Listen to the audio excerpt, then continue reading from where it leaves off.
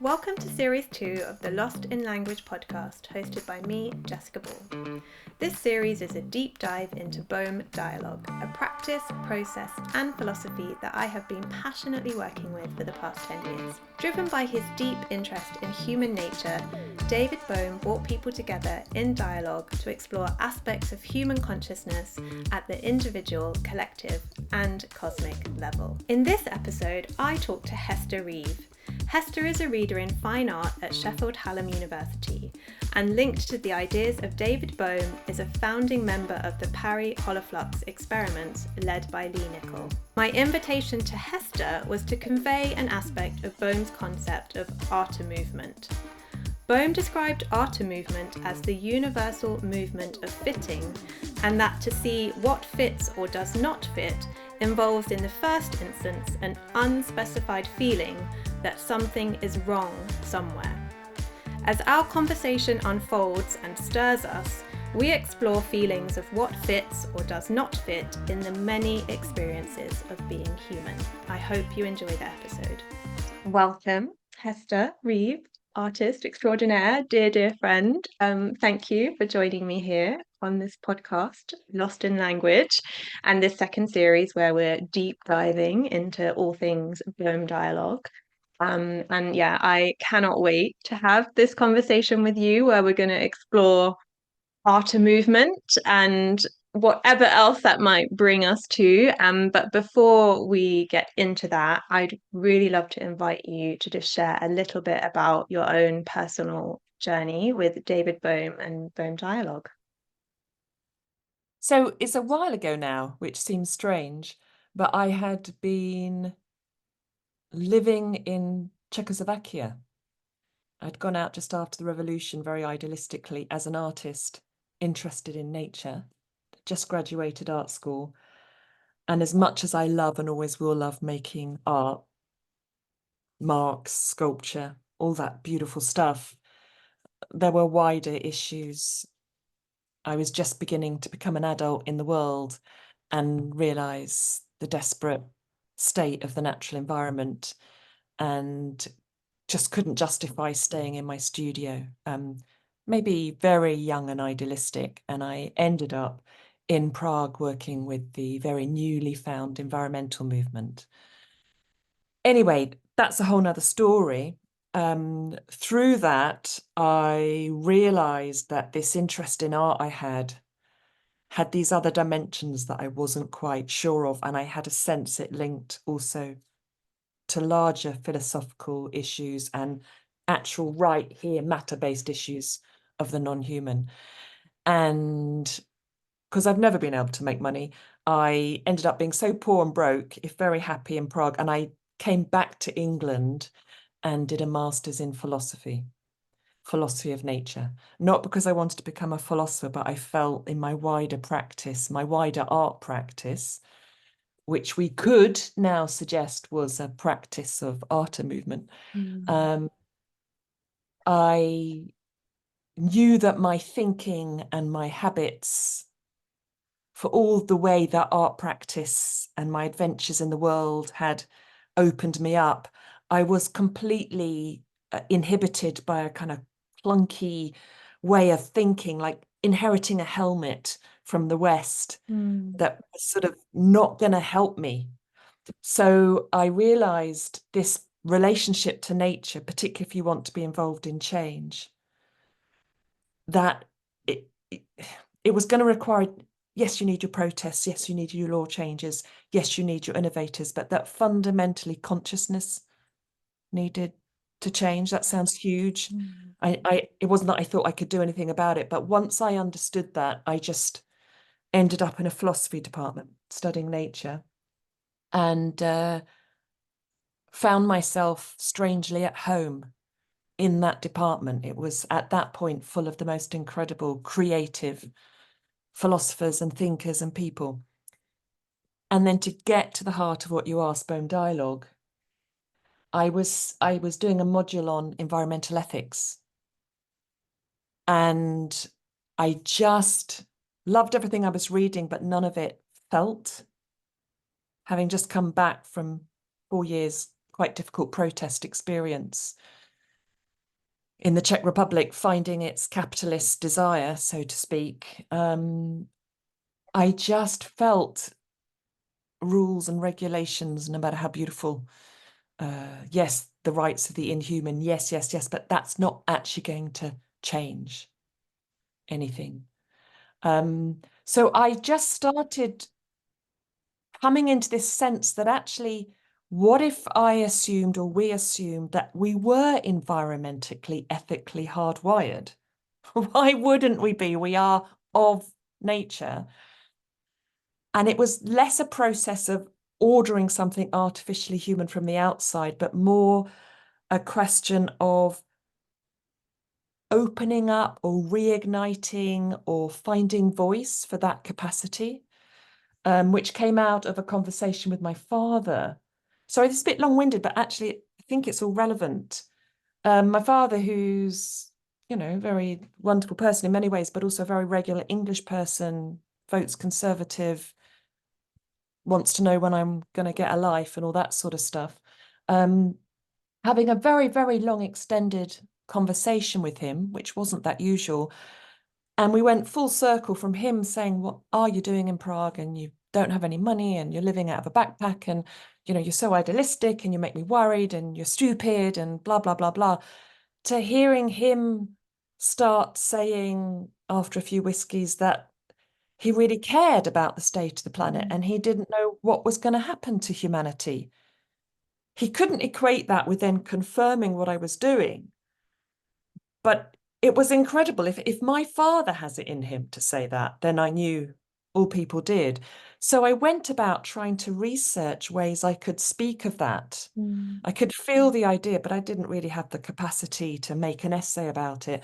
And I was in the library at Lancaster University where I was studying, just, you know, how you do, being drawn to certain thinkers and writers and seeing what you can find to help build this sort of case or this idea. And I came across On Dialogue by David Bohm, never heard of him, had a quick look and thought, oh my God, I really think this could be useful. And then, I mean, this is incredible. As I walked out the library with the book, this is in the late 90s, so people still cha-chunged, stamped your book in those days. And as I was waiting at the desk to have the book stamped, there were little flyers, Lancaster Dialogue. And I just remember having this amazing moment thinking, oh my God, there's me thinking, you know, not that I thought I was being incredibly genius or anything, but I was like, here's me thinking we need this new way of thinking. But actually, I've never heard of him, but maybe the world has heard of David Bohm and Dialogue. And maybe there are groups in every city in England. How amazing is that? So picked up the leaflet and then through that joined the Lancaster Dialogue group, who met monthly, which became, you know, I think really, I'm really fortunate, not just that I bumped into Bohm Dialogue and read that incredible book, but that I was able to practice, because we could say that about everything. It's thinking, it's doing, it's all of those things. But with Bohm Dialogue, more than anything else, it's as much a practice as a philosophy or approach to the problems we live in. So that's how that happened. And then, you know, I ended up convening Bohm Dialogues, particularly in an art context and at Sheffield Hallam University, and realizing for me what a huge potential it has. Ironically, I've never done it specifically for nature. That's still something I'm thinking about. Yeah. But as you know, even though it's the most simplest thing to do, and I don't know anyone who doesn't get something out of it, it's impossible to get people to do it. That's a whole nother story. That it's a bit like saying we're all lacking vitamin D, so everybody go for a walk, and people taking supplements instead of that. That's a really naff example. It just seems part of our Western condition that things can look us in the face and say, I'm right here, like life exists. I'm right here. And we're just like on a different train. Yeah. Thank you. it's interesting when even when you know someone well, like unless you ask them a specific question, you know, I've never heard you tell that story in that way before. And so I never realized that we both came to like accidentally discover on dialogue and David Bohm during our masters. And this kind of, yeah, drive that something's not quite right. And what is it that's going to help us? And that conversation with your father, I think, yeah, it's really interesting that you're like, oh, if he cares, because that was the question driving me during that time of like, how do we get people to care about the environment, nature, sustainability? And it was creativity and dialogue that I turned to look for those answers. And I have some notes, and I know we're going to talk about Artamovement, and Artamovement is this universal movement of fitting, but it's this thing that he says about this unspecified feeling that something is wrong somewhere. So at this deep, very deep level, to see what fits or does not fit involves, in the first instance, an unspecified feeling that something is wrong somewhere. And I think you could ask any human being, like, is there something wrong somewhere? And they would say yes. Like you could find at least one, if not a multitude. And it's sometimes hard to categorize things as right and wrong because we try not to be so like binary and like, but when you feel it in your body, like something is off. And that's what's so interesting when you do feel it in your body. And I would want to say you feel it in your mind as well. Mm, Um, I don't separate the mind and the brain from the body. I know they're all one. But today, whilst it's wonderful that we talk more about embodied being and action, mm, there's almost a tendency to not include the brain mm, or the mind as uh, well, I'll call it a cosmic organ, just as every organ in our body is part of the cosmos, but so is the brain, and a very, very particular kind of organ that's probably very repressed and pushed into all sorts of difficult directions. So when we talk about a feeling, and I know you mean this too, it's not some, oh, feeling, but and I get this from Bohm himself, that actually we need, and maybe we need a different word, I would say, to feeling, because it has so many difficult connotations that make people who are not doing this sort of work distrust it. And of course, I don't want them to distrust it. I want, this one for all for one sort of thing. That the feeling is, and this comes back to this notion of fitting that Bohm uses, the feeling is both inside you, but it's a correspondence with a kind of creative potential outside of you. mm, What's right and wrong is not set in stone. Nature has events that are abhorrent to us. I think of the yacht that just got suddenly sunk, anchored off the coast of Sicily. It's pretty safe, and that's not unnatural. What happened there? It's very, very difficult. But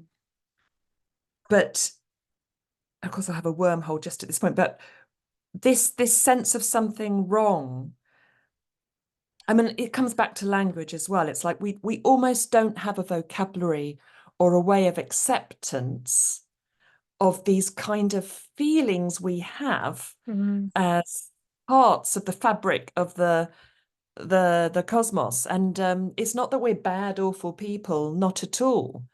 Um, and there isn't a right or wrong way to do this. I want to say that right from the get-go. I would hate for anything I say in this sort of conversation to make it sound like there is a right way, because that there isn't an end goal. And Bohm was quite clear about that too. If everything's in this creative movement, you can't know now what an end goal is, because that will already restrict it and put a human constraint on it. But now, what am I trying to get at here? Yeah, for me, it's that we seem, at least in the West, to be encapsulating ourselves in a really super human centered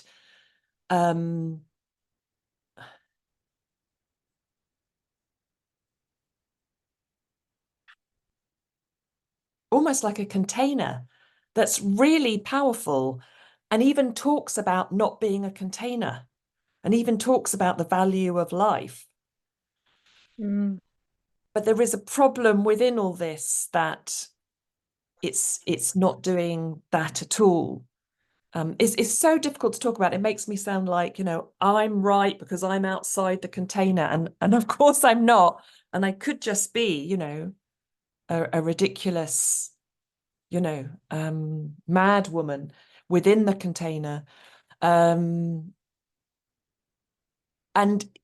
again, I don't know if this makes sense, but that sense of fitting, that sense of feeling is about allowing other or a larger sense of intelligence. And we can only think of intelligence as a human thing. I don't mean God, I don't mean anything like that, but to think that only we issue coherence and intelligence through the structures of our mind, I just think is untenable.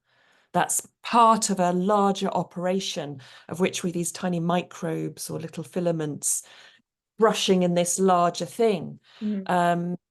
So why wouldn't we be slightly attuned to imbalances or potentials? Yeah. The nearer I get to really being open to this stuff, the harder I find it to speak about, But anyway. It's attuned, I think, is the word that stands out for me there, because it's this kind of sensing our body as a sensing instrument, as a source of intelligence, but everything else that exists within the world or the cosmos that breathes life is also intelligent life. Like plants are intelligent, animals are intelligent, soil is intelligent, because it's alive and it has potential and it creates. And absolutely. But I don't think things have to be, I think when we start to look at Bohm's notion of intelligence, and what it requires of us, then actually, if I'm right, he said that, any form of matter or non-matter has a mental pole and a sensuous pole. And I think that's quite an interesting way of looking at it. So I do actually think, as living beings, that life and things in life are particularly prominent and important and call on us, and affect us. So I think that's very important. But I think from a Bohm perspective, their intelligence is much larger than life even, but that's not to make of it a god or anything. We just, and it's there in the wave, wave particle, the subquantum, all of that stuff, which I can't totally understand at all. I don't have that sort of brain, but yeah, it's almost beyond life. But I'm not saying that to take us away from life, because I think we are in life. So we have to we have to belong to life. I mean, it would be that won't help anything, and I think it's impossible. God, I don't think I'm making sense, but that's okay. I think some of us are belonging with finer strands and threads than others, potentially. I mean, I want to go back to the word know. Like, how do we know if something doesn't fit? Because as someone that has worked like in these supposed knowledge roles, knowledge management, the question is, well, what is knowledge? How do we define it? And so I was thinking earlier, like, how do we really know something is true? And of course, taking that into the context of everything's constantly in flux, so that truth may only be truth for a moment. So that's the thing that nothing stays true forever. And like, I really want to talk about what Bohm thought about imagination and insight as well, and like creative thinking, because he said like no insight will last forever. It will eventually like become irrelevant. So it's in that moment, which I guess why presence and awareness is so central to like this practice and process, is because we're really sensing in to the moment and then feeling and thinking and knowing together. So maybe it's Yeah. not enough that I just know in my body, because I'm so disassociated as a Western person from my bodily intelligence in so many ways, and lots of people are trying to come back into that bodily intelligence. I think it only really steps into that potential when we do that together, because then we validate each other's knowing. It's like we know together, even if we don't have to verbalize it. It's like we kind of have that felt sense of knowing, which, yeah, it's so hard to really put into words. But I mean, I agree and I don't agree. I think the value of like something like a Bohm Dialogue or other forms that manage to do something like that, and indeed what you're saying is, it always amazes me in a Bohm Dialogue when people are very open together.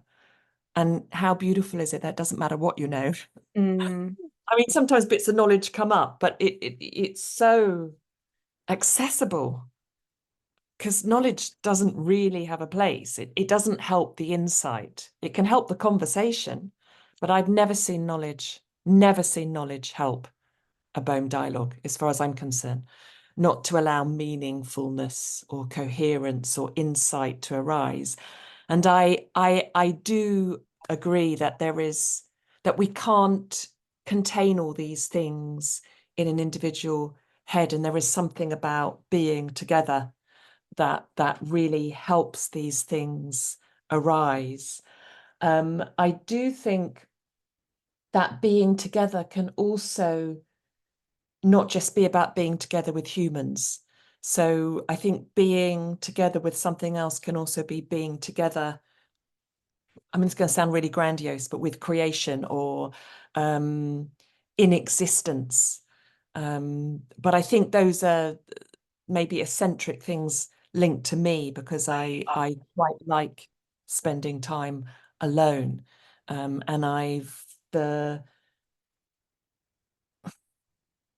a sense of, it's not connection, because that already thinks I know what something is. A sense of encounter, mm, a sense of,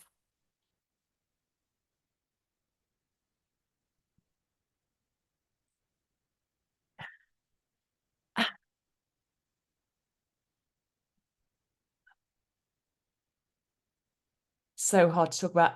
I'll say the word, a sense of existence. Uh, um, and existence is always existence with existence within. mm, And I don't get that within human culture so much. That's mm, something I get not because I'm alone, but because I'm out in the non-human. mm, I think you can get that anywhere. So, but I think anyway, you talk about validation. Can you say a little bit more about that? Because I definitely think dialogue can let insights arise. mm.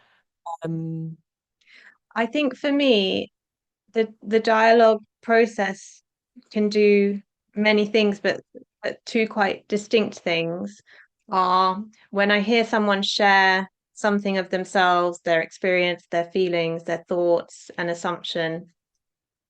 If that's something that I felt or experienced or assumed, there's a validation of like, oh, I'm not alone.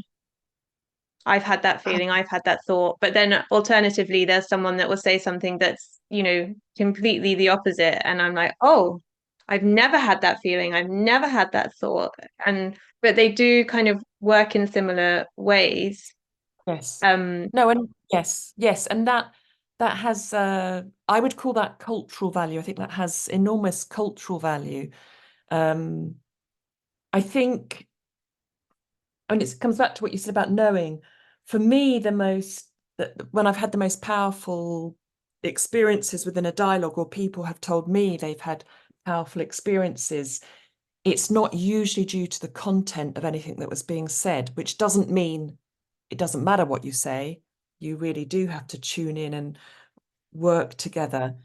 But that it's it is that movement of something else, or feeling the fabric of a meaningful universe, even though you don't know what that meaning is, Mm. that comes. And I remember one of the most powerful times that happened to me was doing a Bohm dialogue with relatively new students at the art school. One of the first times I ever thought, oh, I wonder what would happen if I did a Bohm dialogue.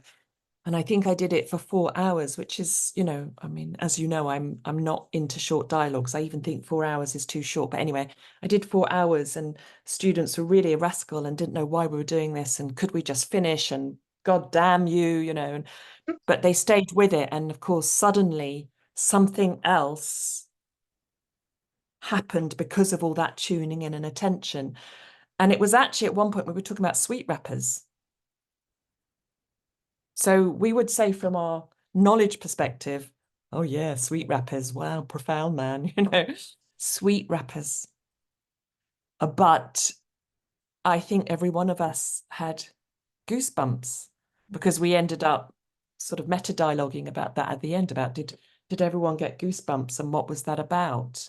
So I think the stirringness of meaningful fabric, to put it a different way, and I'm sure we're not meant to be in contact with it all the time. We've got to feed Mm. ourselves, I'm, I do love being part of what I call the human cultural club. I don't want to deny that, and I wouldn't be here on Zoom with you without it.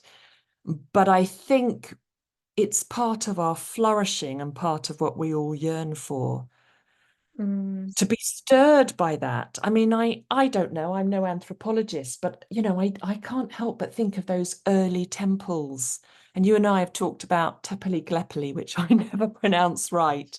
That amazing temple, standing stone carving site uncovered in Turkey, where they're just beginning. Cappadocia. Yeah. I just can't do those things. I just can't remember them. I don't know why it is my brain won't do that, but you know what I mean. And our way of thinking, Mm. as good as we had it, was that, yeah, eventually we needed food, we became stable, we farmed, we built houses, we stopped being nomadic, and we built temples and churches. We wanted better harvests. We started to notice the world because we had more time on our hands. And that's fascinating. Mm. And then suddenly they're dating this place, Gallipoli, and and and they're realizing, oh, no, it predates us setting up stable agricultural practices, and that actually they think the agricultural farming started so we could be nearer to the temples and stay still and commit to the carvings.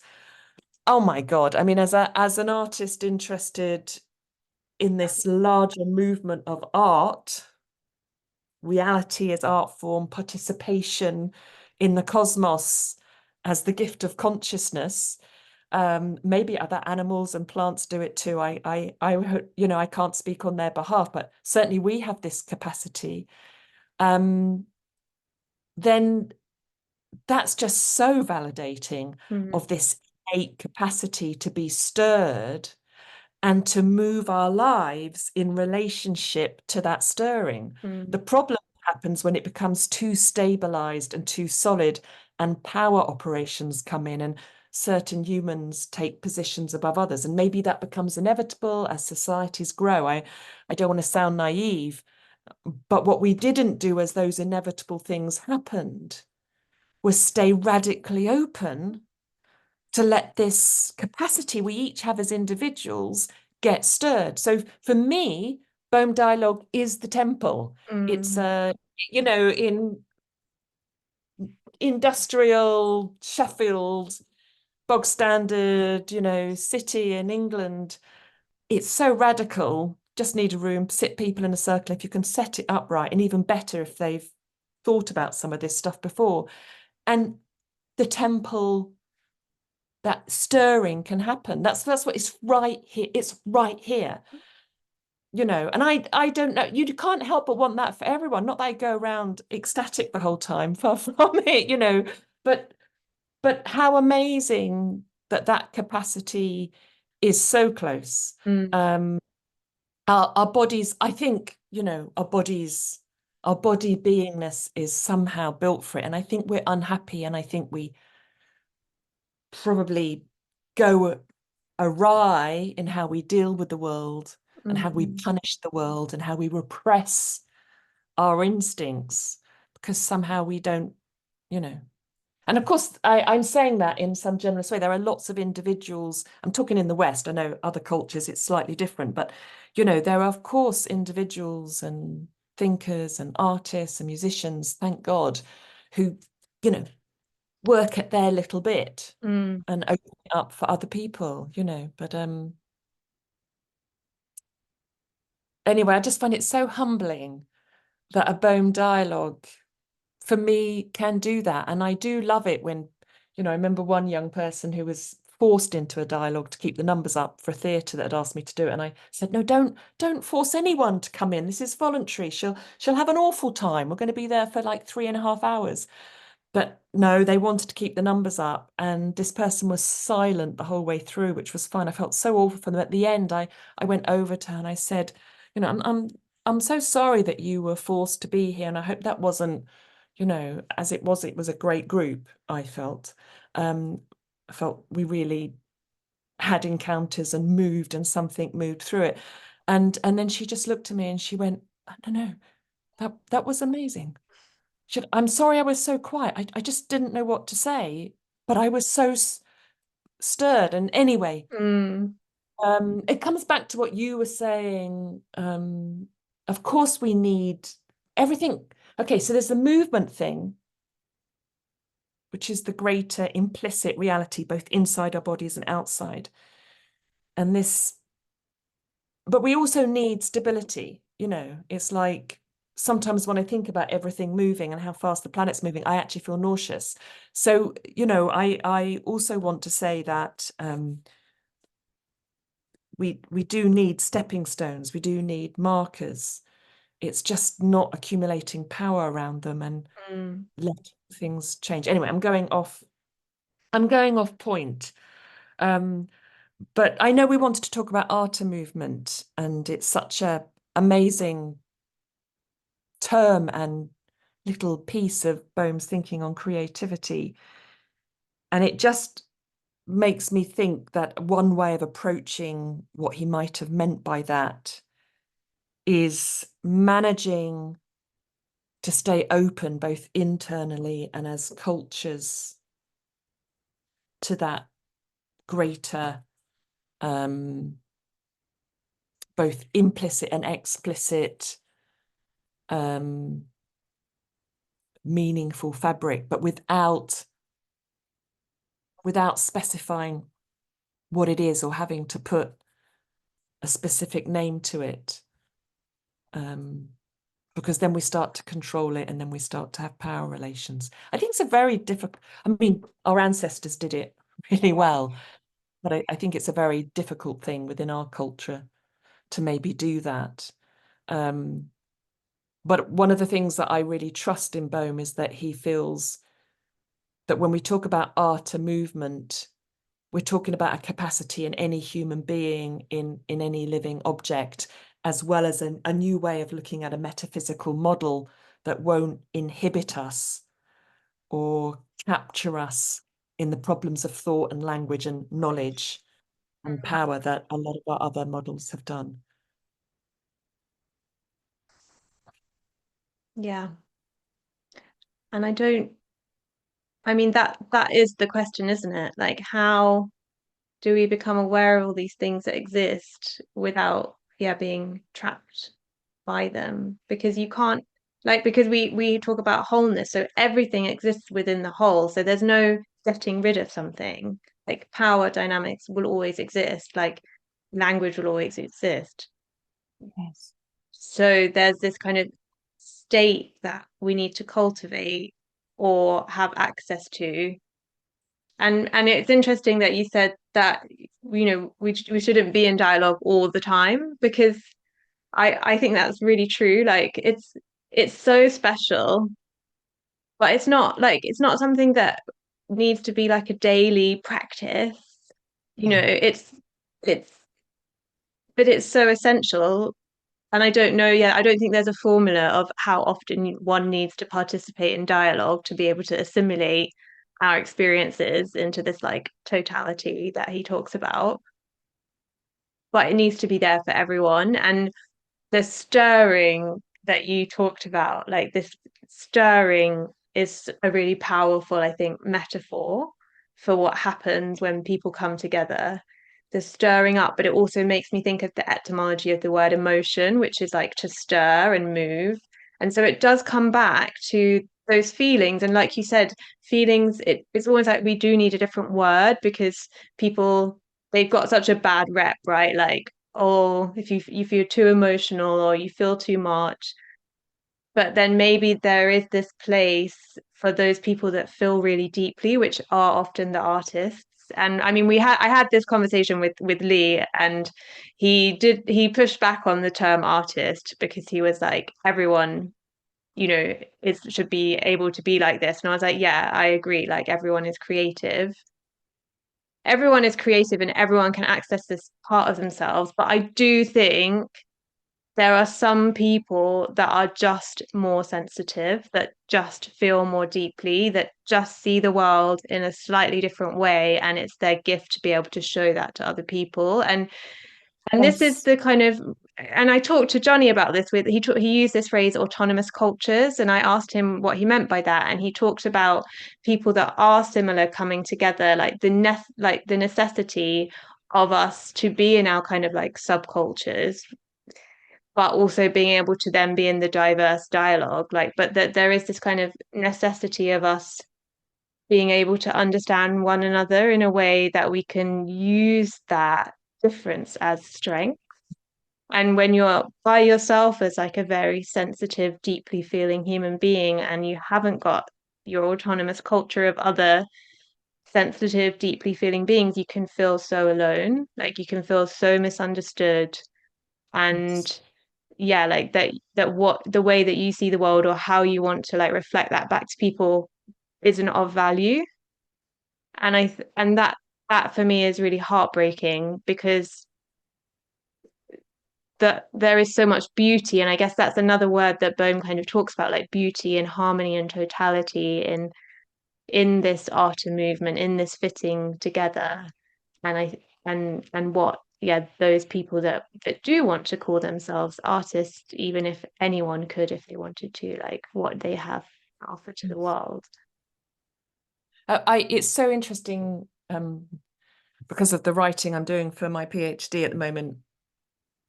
It's so funny how problematic that term is, and then it's also not problematic, because like Bohm says, and everyone has this capacity for Artamovement. And many famous artists have said, well, everyone can be an artist. We could say the art of life is an art. But I'm more and more, I mean, I agree with you, I'm more and more thinking that whilst anyone has this capacity, I think at least in Western culture, people who are artists, I mean, I'm not trying to say we're geniuses or we're special, but I think, at least from my experience and my experience working with the young people who come into the art school where I work, it's not as simple as people coming in because they want to be artists and have exhibitions. Yeah, that's really nice, but that's not the big deal of it. I see young people coming in who are like, I want to be stirred. I want to stir people. I don't know if I can function in that, but I want to function. It's not that I want to drop out. How do I function? Oh, by the way, what do we mean by world? Can I just be somewhere where it's okay to ask what's reality? And without having to have a concrete answer or become an expert, what does that mean for me as a piece of flesh, as a creature, to ask that question? And then I pick up a pencil and actually do something with that energy. So I actually think that the term artist is contentious, but needs to be kept in the mix. And I suppose I'm becoming more and more interested in the art school, even though they're all floundering and we're not really able to do the job we used to do. Um, I do, I think that I think everybody would benefit from the radical open space, laboratory space of becoming that so far in the West, art schools have allowed for. So it's not that artists and art is any more special than any other discipline. It happens to be in the West, or at least in my cultural context of Great Britain, the context where you really can renegotiate all these things. No one else in that philosophy department was going, oh, maybe we already have the capacity and I don't need an ethical rule or to tell people what to think or help them or even inspire them. You know, I'm not saying that's because I'm a genius, but that comes from the whole process of my art school education and adventures that I then set upon, which, you know, was also hard work. I mean, it's not easy to live out of a backpack, you know. Anyway, I'm not trying to big myself up. I just think that a lot of people don't understand the risk and the cutting away of ego and experiment that can often go on through an art school laboratory situation. And it's interesting because I call Lee's Holoflux experimental group that I've been part of for 4 years, I call it, you know, the Bohmian, as in BOHM, art school revolution, because it's almost like through the way he opens up certain parts of Bohm's teaching and then encourages us in our own lives and our own worlds to actually experiment, to dare to try things out with the body and the world around us, and to open up our perceptual abilities as instruments, in a way, is a bit like going to art school again, but in a different context. And with instead of the paint and the canvas, this time it's like, no, our organs of perception, you know. And it's, So, yeah, yeah. it's so much about the process because people will look at the art, like they won't look at the process and be like, oh, you did a painting or you did a sculpture or you did a performance. But what did it take for that person, like you said, to be radically open and take risks and like dare to fail to get to that outcome? And that outcome isn't the end point. Like that is one kind of offering in the ongoing process of these questions experimenting Yes. through life.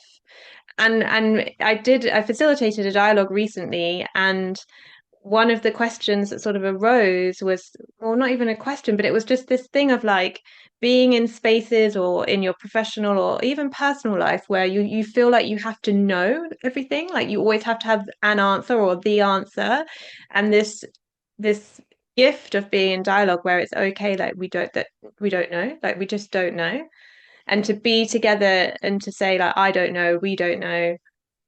And that's the kind of spirit, I think, of like mystery and being able to step into the unknown with and just embrace that, like and look to see what unfolds like through that, because something is always like unfolding, That's right. but you have That's to right. be open to let that happen. And if you're so like shut down and rigid and fixed and stuck, like what's going to change? Or I mean, it's interesting, isn't it?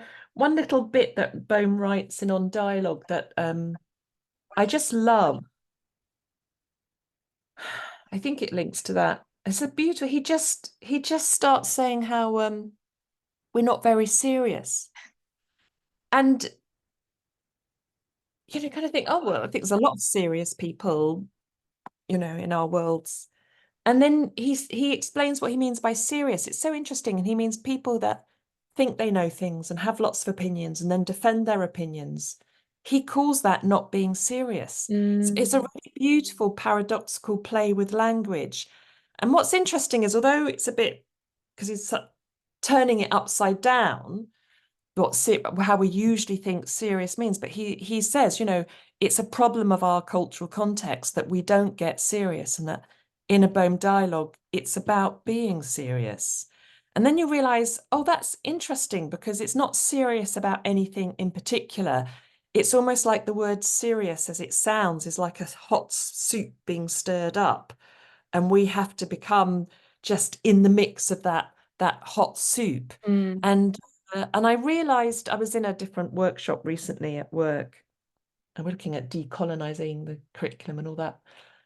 And I realized, all of that stuff is important, but I was thinking again of Bohm dialogue and thinking, well, if we did more Bohm dialogues in institutions like universities, it would really help. And then I thought, God, yeah, I just had this insight, and it was like, I think one of the problems we really face in our current cultural context is that there are many things we may take seriously in the traditional sense, but I really don't think we take existence seriously. It's kind of stupefying. It's like, that. And then linked to that, I don't think we take each other seriously.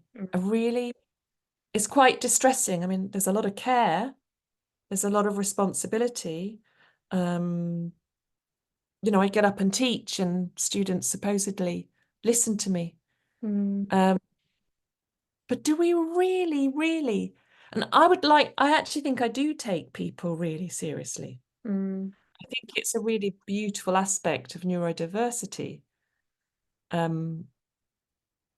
It's like a exposure, which is why often you need time alone, because you've taken those people you've been with really seriously. Yeah, well, another person in that dialogue in the checkout, she shared like this reflection of, oh, I realize how often we just like the things that we talk about don't matter. Like we don't come together to talk about things that really matter. And she's like, yeah, I ask you how your weekend is, don't care. Like ask you this, don't really care. Like, but in this dialogue process, like we are talking about things, and you always use the phrase, what's at stake? And I love that. It's like, yes, like, and when we did that dialogue, the third dialogue in the prison, you remember when one of the prisoners was like, we don't get this opportunity very often. Like, we need to take it seriously, I think. I can't remember if that was the exact words, but it was this notion of we're coming, and that placard that we carried around that prison with that quote that was about from David Bohm saying, very often we're not really meeting each other when we come together. And I completely get that. It's like because we're just rushing the whole time, and we're not present, and we just operate on the same layer and level of humanity. We don't drop down to all those other like rich depths of what it means to be human. Yes. We've lost the capacity, or like you were talking about, maybe the temple, like we don't visit the temple enough, and maybe the dialogue is visiting the temple to drop into these other layers and levels of humanity where we can like stir up that richness, like make a really beautiful rich gravy together and just drink it. Pour it Right. And over I think everything, enjoy it. I love it. Roast dinners. That's the answer. I think, yeah, and sometimes I think, and I could be wrong, I think are people scared of that because we're not brought up? So are people scared of being in that fizzy soup, or in a way we are very responsible to taking things seriously, so we're pre-programmed with what we think it means to be serious. And Mm, ironically, that gets in the way of being really serious. yeah. And there's many things that matter to us: where our food comes from, the school for our children, that my cat feels safe and loved. I mean, lots of what we might call mundane things. And I think they're just as important as the kind of mattering of existence that I can't put into words and can only participate as a part of it, or allow that larger whole to somehow bounce around inside me. It's not that there's a sliding scale, but we're only interested in what's got the human linguistic container of value and mattering. And it's very difficult now because there are so many problems in the world, not just with the environment, but with still these wars, still these violences and huge misunderstandings that lead to that. So it sounds even more ridiculous to say, oh, we need to, find the temple. We need to sit in a circle and be quiet and just see what happens. Although it's not just see what happens, there's a lot of inner work you have to do in a dialogue to drop those habitual habits, your opinions, or of being right, or of impressing other people, or, God forbid there's an uncomfortable silence, So it gets even more perplexing, some ways. Yeah, I think there is a lot of pre-programming, and this is the mechanistic mind that Bohm talks about, this kind of repetitious mind that's the opposite of this creative mind that where we draw our original insights from. And yeah, there's only one way to kind of, there's going to be many ways, but just this kind of is, yeah, it's just funny to think, yeah, come into the temple, drop that pre-programming, maybe it's not really you, you get to be something else here, and no one's going to judge you, this is a space of Yes. non-judgment, and we've all committed to suspending our judgments and inquiring into them, and yeah, slowing down and being silent, and it just may every time I facilitate a dialogue or I'm in a dialogue, I'm just left thinking, this is seen as so radical, coming together and sitting in circle and listening to one another and suspending our judgments. How have we got to the point in humanity where this is so radical, when it's actually the most natural thing to do, the most natural human thing to do? And like you said, to really meet one another, to really be there and try and understand that other person and feel that kind of connection, encounter, word, and be in that soup and feel part of that fabric you create, as this shared collective consciousness. And I'm with you. I don't understand. And it's also biological. I mean, okay, so maybe I'm quite sensitive, but I remember that first time, I think I talked about it in our creativity session at Parry, but I remember the first time I did a weekend dialogue with the Lancaster Dialogue Group. And, as any dialogue, there were ups and downs and boredoms and lots of rich something coming movement. And I always remember meeting a very good friend at the end of the Sunday. I think it was Guy Fawkes Day, and we were going to go watch the fireworks and go out for some food. And I'd said in advance to him, look, just so you know, I might be really whacked. So let's do this, but I might not be very stimulating company. And he was like, look, that's fine, But ironically, I actually left, and I just remember we were both philosophy students, and I remember saying to him, my God, I've never felt so energized in all my life.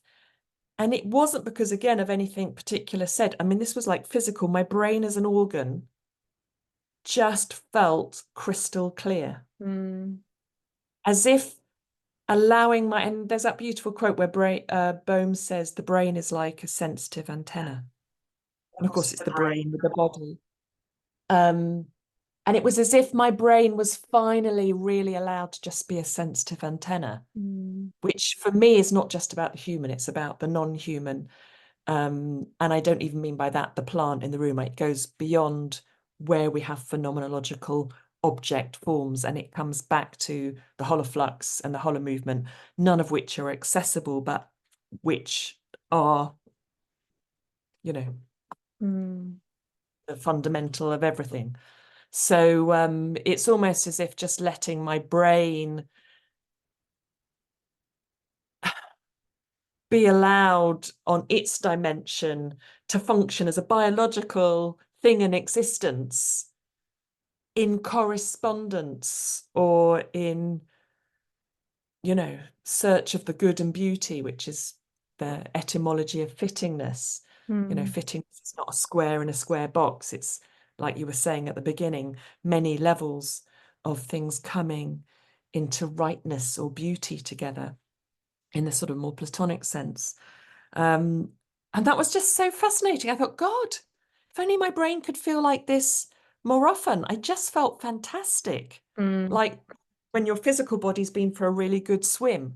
Yeah. It was like that. And I was like, God, there's me. I'm studying a master's in philosophy. I think a lot as an artist. I'm doing this and I do that. I'm pretty involved in a healthy way. But no, it was the specifics Mm. of and I don't think you get that from a 3-hour Bohm dialogue. I think that has to be from a longer process just because of the programming and the habits. Mm. They take a long, you can discharge them. You can be as you're in a Bohm dialogue, you can be reminding, you can feel them coming up and push them down, but it takes at least a day Mm. for them to become redundant because it's, if you decide, yeah, that attitude of mine, that's just getting in the way, that helps the dialogue. Don't speak from it, push it to one side. But it's much better when it's just not operating because the larger sense of you operating realizes I just don't need that. That's that's not part of what's going on here. Mm. It's making me think, and I always forget whether it's David Abraham or Andreas Weber, but in one of their books where they talk about why we have this constant like desire for newness when it comes to technology, because technology remains the same. It's like mechanistic, right? So it's one thing and it performs its task and it does that like in a repetitious way. But it's very novel at the same time. So when we get it, we're like, oh, this is new and exciting, but then we get bored of it and then we want something else new and exciting, and so we're in this constant cycle of wanting newness.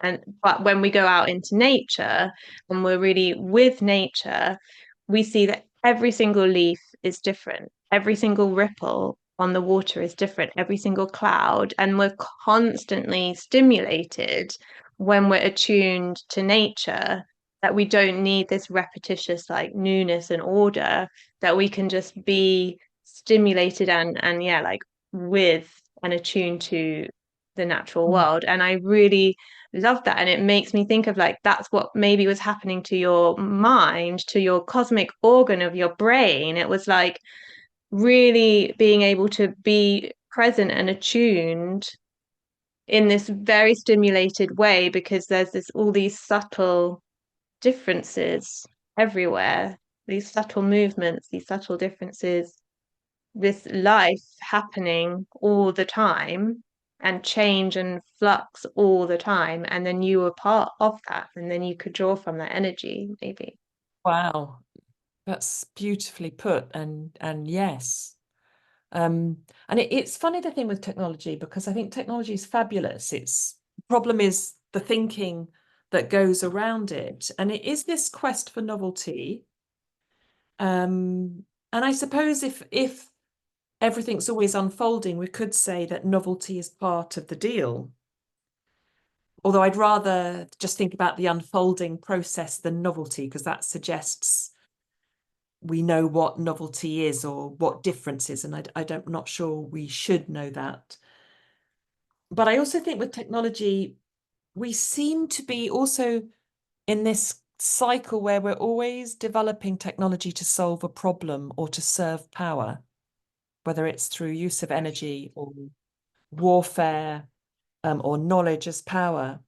So the technology, which is quite genius, is there to solve a problem, but will only create more problems. And then you have to create more technology to try and, because humans generally, taking a bloomin' long time, and really frustrating. But there is a lot of technology being developed that cleans plastic out of oceans, or there are people trying to develop more energy from the sun. And that makes me think, whilst I wouldn't stop that process because I'd rather we have clean technology than dirty technology, again, it's somehow we've missed the point, or we haven't allowed something else to also stay open. Because what would technology be that understood that we maybe don't need change? Because you're right, when we go out walking in our favorite landscapes, we never say to ourselves or someone else, God damn it, these mountains are just boring to me now. I've just read an extraordinary book by Nan Shepherd about the Cairngorm Mountains, which is just all of this that we're saying.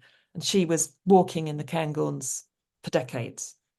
And certainly her book is the opposite of like, I'm just so done with these mountains. So I find that really profound, Jess. And it's like, that doesn't mean that everything we make as humans has to stay the same. And I know you're not suggesting that, but it makes me think there's something about our capacity in existence as humans that we don't strive to keep open. And I'm just thinking, God, the ways we could use technology to,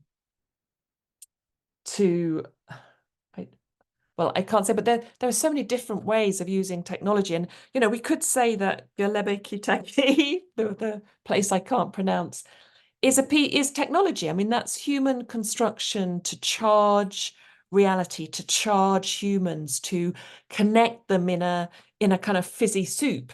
Even though those things are solid stone, they're 7 meters high, they must have taken ages to carve. They are also about movement and moving the human in relationship to unknowable forces. So that's a kind of profound technology. And we just need to balance, technology with that. And I don't know what that would be. I really don't know what that would be. Well, the word that's coming to my mind is intention, because I mean, I think if we look at David Bohm's uh offering on thought as a system, and then that he included thoughts and our emotions and the neuro like physiological responses that happen, but also objects. So like objects are like concrete extension of our thinking and our thought, like we created it through our thought. So those beautiful temple like structures in Cappadocia, like they are an extension of human thought, but the intention behind that thought was I want to worship the sun or be more connected to earth, or like there's a different intention than someone who's creating yet another iPhone that's got planned obsolescence, that has rare earth minerals mined in like conflict mining by children just to make money. Like that intention, where's that intention coming from versus And ironically, for all the purposes it helps our life with, because they do help, but they only help within a very set, repressed culture club context.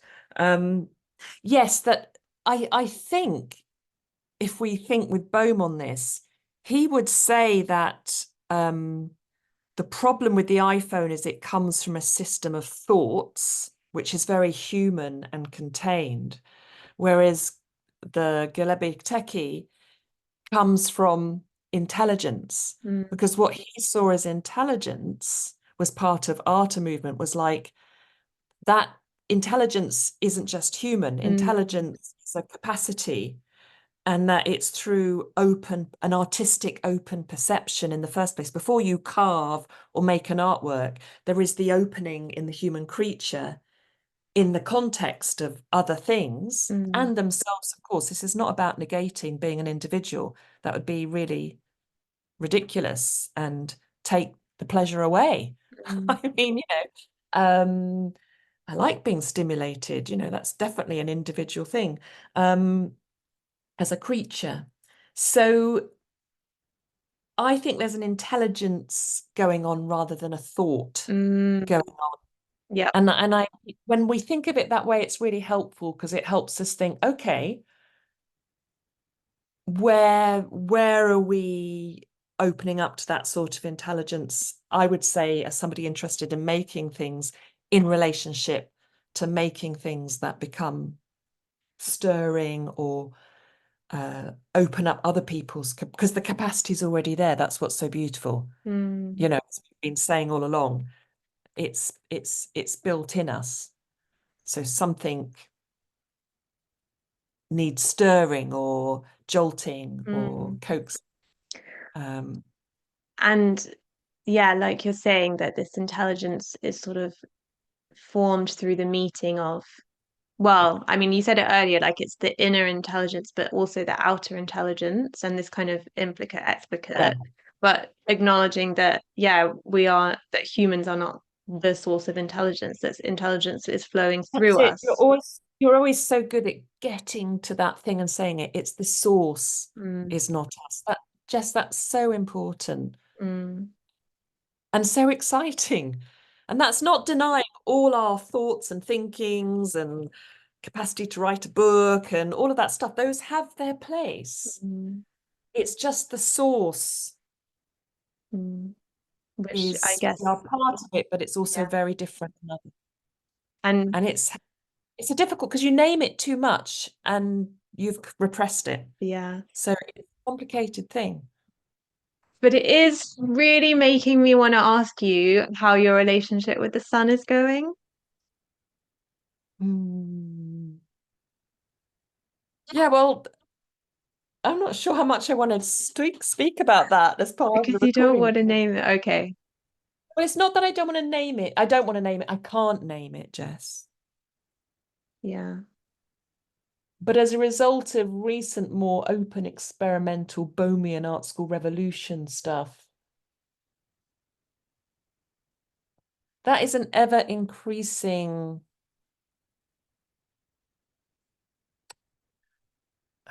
just awe Mm, inspiring aspect of what it means for me to be living at this mm, particular moment. And I'm in that thing where I just go, how could I have lived on this planet for this mm. many years? I've always seen the sun. I've always appreciated the sun, and I know about it. And that, we can have all those what I call human club things.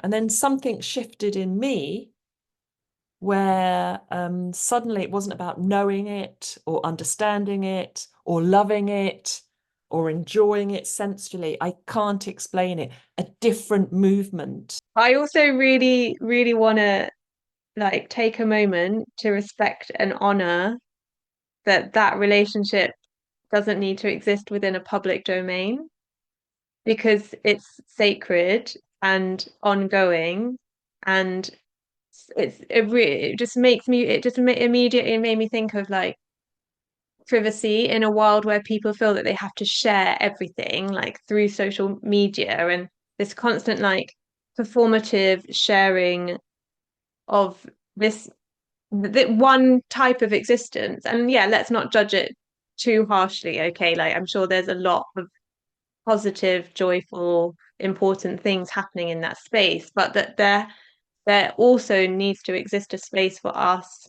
as humans to have this privacy with ourselves and other parts of existence that are allowed to grow and take form and shape us. And yeah, I just really wanted to say that because I think that is really important. And that sometimes, when people talk about, because also there's a sense of like spirit to this, like spiritual beliefs about how when we talk about things like why are we here in the world, what is existence, it's the cosmos.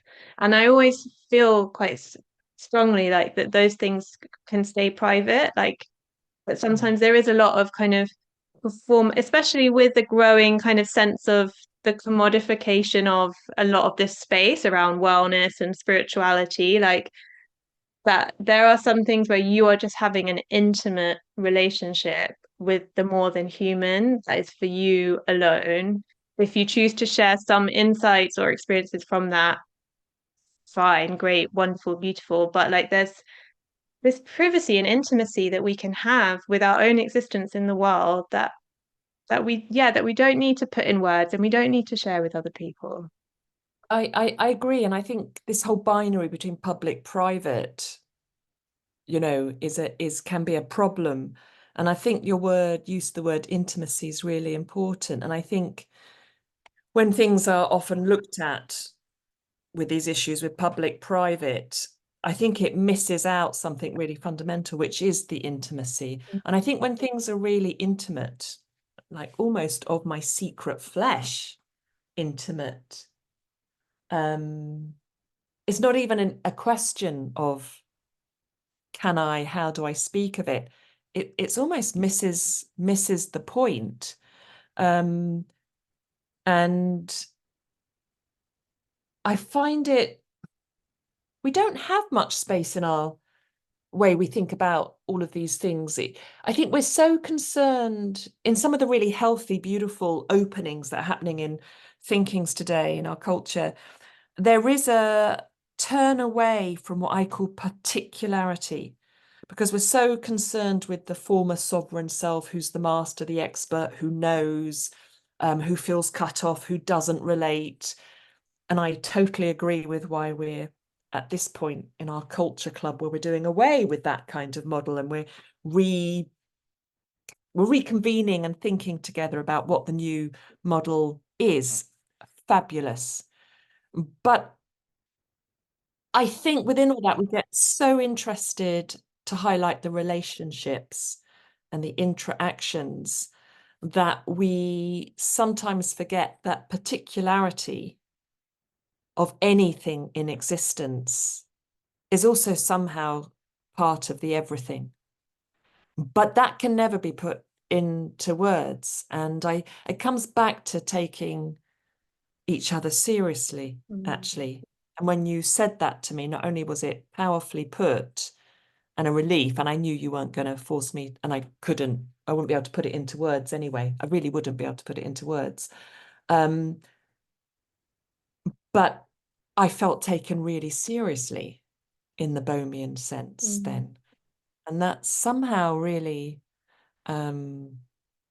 important, not just for me as an ego and a person. Like I feel the fabric changes and something becomes possible.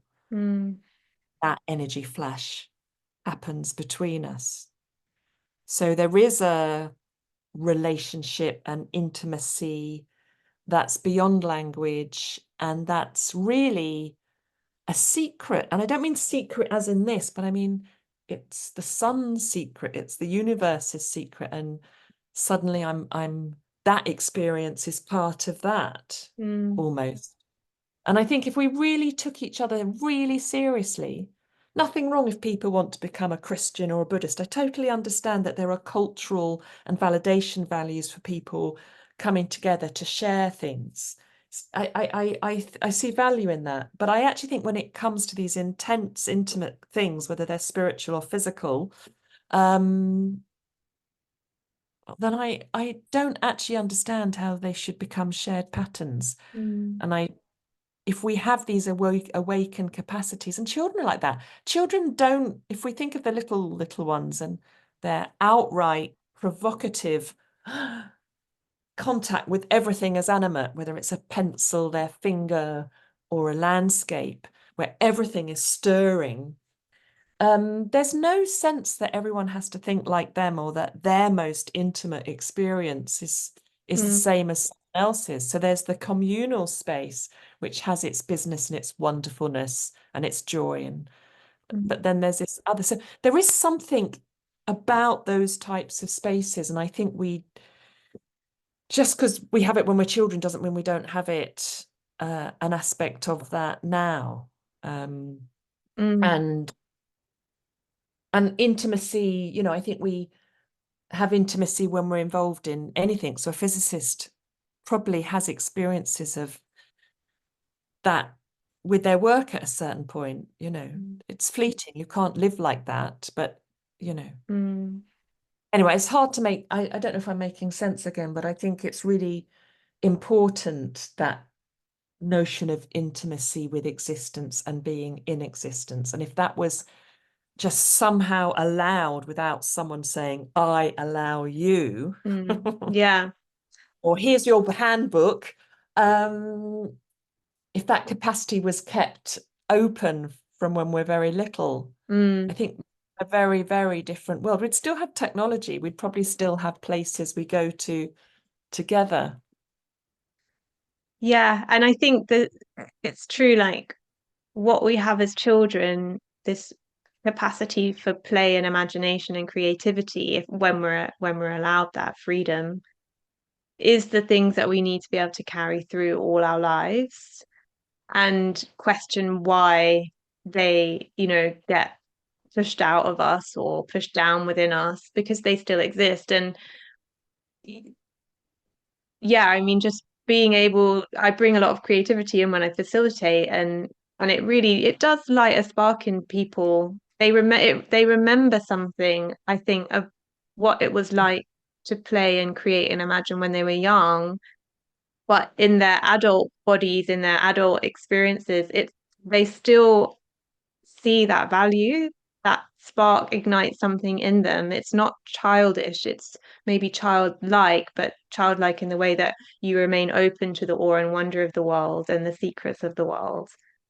And yeah, I don't know how we can create spaces, but it's also making me think again back to your dad and after his couple of whiskeys saying, of course I care about the world.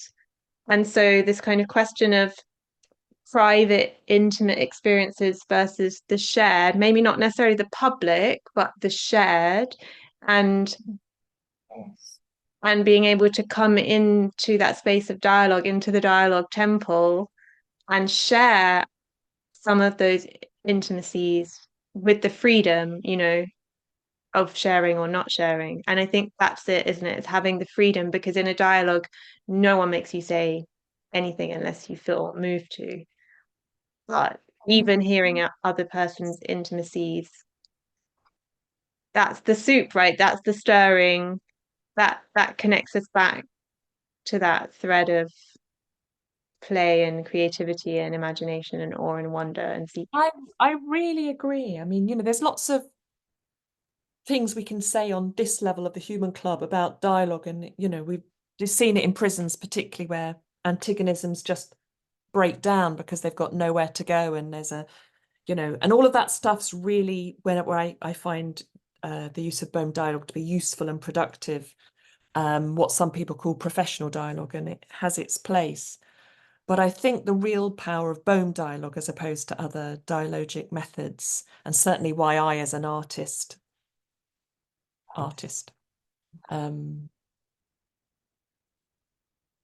somebody concerned with the stirrings of existence, just to keep that stirringness going in my own tiny way without having to conquer the world in Sheffield, where I happen to live, is, I mean, it's really radical. You've used that word a lot, and revolutionary, because I think you're helping me realize that's fundamentally what it's about. I mean, I'd like to think my artworks, which I get a lot of intimacy and enjoyment making, as Bohm said, they're a very specific instance of larger Artamovement, but the Artamovement is far more in terms of my relationship to other people, or what as an artist I might be doing in terms of contributing or giving. As much as I'd love it if people love my artworks and I like showing them, I feel the thing I give, in terms of, if I have anything that might help other people or contribute, is, through that pushing of Bohm dialogue, because of what that space opens up in terms of that secret and intimacy and being a sensing body and an intelligence that's it's right here. It's not God, it's not anything spiritual as far as I'm concerned, and it's a unfolding potential that no one will ever be able to put into words, but it's the source, as you say, that's completely non-human and will always be forever outside our linguistic conceptual frameworks, but nonetheless something we can somehow try and move in correspondence too. And a Bohm dialogue does that without any technology, without any artworks, without us having to produce anything. It's yeah, that I mean it is. Mm. Mm. So I think as much as we could talk forever, and we will for the rest of our lives, um, I think we should draw our conversation to a close. So I would just like to invite you to say anything that you feel hasn't been said, anything that might still be necessary to say for this short but very stirring conversation today.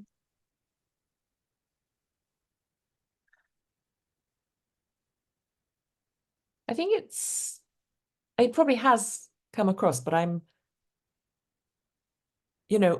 this way of approaching art and isness and intimacy can seem very abstract. And I do have to read and think and write and poeticize a lot in correspondence with what I know needs to be conceived and thought and brought into being. And sometimes I feel it's monstrous that I put so much effort into that because it takes me from my studio. But that's also a reflection of the problems we have in the state we're in, I think, because I don't want to just be comforting my ego in the studio or making more beautiful things for the galleries and consumers. So I just need that said. But that doesn't mean I don't really value the times when I'm in my studio making. I do think that, and I know the foundation of me caring about all of this stuff comes from being a younger creature who went through art school and through making got made back all my capacities and intimacies were kept open from being a young child. So I just want to acknowledge that there's a super important, beautiful role for being in my studio and working, and for someone else it might be being in their garden or a scientist in a laboratory. I think the doingness is important, but I think because of the problems and the repressions in our cultural context, you do need to perforate your own self and your habits through such thinking. I mean, that's also why Bohm set up dialogue, to give us all an opportunity to let something else in and thoroughly reflect on the problems of our language and our thoughts. So I want to say that. And then the other thing is I just want to say that you used the word cultivate earlier on, and that's just a really important word, I think, because we can't leave the cultural context we're in. I lead more and more since COVID a hermetic life, and I like being alone. And I do well being alone. What does that mean? Being allowed to really feel in existence, shall we say? But I more and more think that creation, yes, creativity, but although cultivation has certain design, fashion connotations, if we think about the work we do with our own openness, then I love that idea of cultivation within a problematic sort of situation, because just like when you cultivate a garden, you can do something very tiny. And it just sort of takes on a life of its own. But you have to start with something tiny and a seed. And I think it's why I always come back to being a particular piece of existence who's, yes, part of the whole, but also the whole, whatever that is, because we can't put it into words, is also in me. And there's the and the and the work of that is a kind of cultivation, and it's minuscule and it's often so intimate. It's not on social media, for instance, it's not on the headlines, but it's where the change really starts to happen, or at least keeps change potential. So cultivation is a word I'm getting as an artist really interested in at the moment. Well, I think I'm going to weave all the thoughts in my head together and save them for another time, because I don't feel there is anything else for me to say right now other than thank you so much, as always, for gifting, the particularity that is you to this conversation and podcast. I've enjoyed every second of it, and I hope everyone else has too. So thank you, Hester. Thank you, Jess. As ever, you always, you open up an amazing space, and you bring. I can't get very clear. Which is fine. I'm fine with. I'm a bit of a fizzy soup, but you're really good at being a fizzy soup, but also just sometimes, moments of clarity really help people. Thank you. Understand. So thank you for inviting me. Thanks. Thank you for the work that we've also done together. It's very important to me. Yeah, likewise. You've been listening to the Lost in Language podcast. If you would like further information on the guests and topics explored in this series, please visit creatingmeaning.club. Thanks for listening with us in our search to get to the meaning beyond the words.